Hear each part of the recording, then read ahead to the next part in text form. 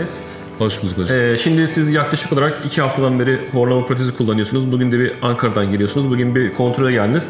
Hemen böyle gelmişken bir soralım. Bu soruları şundan dolayı soruyorum. Çünkü bu hastalığı en iyi anlatan protezi kullanan kişidir. Şimdi soralım Selçuk Bey. Buraya gelmeden önce bu hastalık size ne gibi sıkıntılar yaratıyordu? Ne gibi çözümler aradınız? Sonra bize gelince neler değişti? En baştan bir hayli eski tarihlerde işte kulak burun boğazla başladı. Devasyon. Burun ameliyatı oldum. Fakat gene olumlu bir gelişme olmadı. Sonra uyku merkezine yattım. Uyku merkezinin sonucunda çok kronik derecede olduğunu düşünmediklerinden Yüksek dereceli olmadığı için oksijenle, maskeyle uyuma tarzında bir şey önermediler.